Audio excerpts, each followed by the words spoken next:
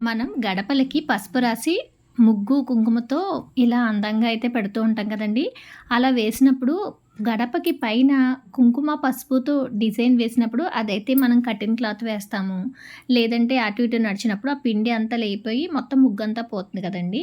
అలా కాకుండా ఇలా అయితే చాలా రోజులుంటది. ఇదైతే నేను లాస్ట్ వీక్ ఏసిన ముగ్గనమాట.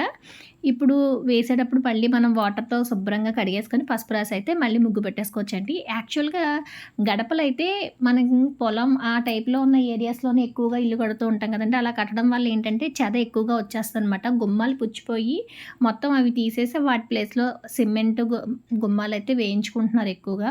ఈ మధ్య అయితే గ్రానైట్‌తో వేయించేస్తున్నారు కాబట్టి ప్రాబ్లమ్ అయితే లేదు. ఎలా వేయించినా సరే ఫస్ట్ టైమ్ మనం పెయింట్‌తో ముగ్గులు అన్నీ వేయించుకున్నా కూడా తర్వాత ఇలా సిమెంట్ గుమ్మాలు పెడితే ఆ పసుపు కలర్ వేసినా కూడా అది పైకి లేగిసిపోతూ ఉంటది. ఒకవేళ మొత్తం వేయించాలనుకున్న చాలామంది ఏంటంటే వేయించొచ్చులే అని నెగ్లెక్ట్ చేస్తూ ఉంటారనమాట. అలాగ ఉన్నప్పుడు మనం ఇలాగ ప్రతి వారం అయితే ముగ్గు వేసుకోవాల్సి ఉంటుంది. అలా వేసినప్పుడు అది చెరిగిపోతుంది కదా!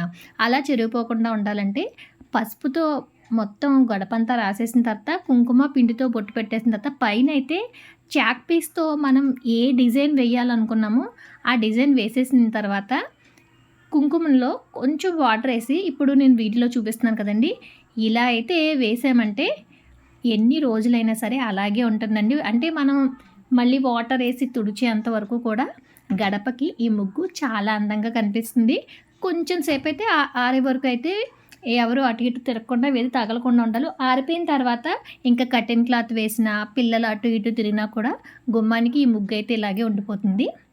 గుమ్మం దగ్గర వేసే ముగ్గులు రకరకాలు చూపిస్తున్నారు కానండి, అటు ఇటు మనం తిరిగేటప్పుడు అవన్నీ గూడా పోతాయనమాట. అలా పోకుండా నీట్‌గా ఉండేలాగా మనకి వీలైన విధంగా గుమ్మం దగ్గర ముగ్గు వేసుకుంటే మంచిది. మన పెద్దవాళ్ళు ఫస్ట్ నుంచి ఎలా చేస్తున్నారో అలా ఫాలో అయితే సరిపోతుంది. Like, share, subscribe. Thank you for watching.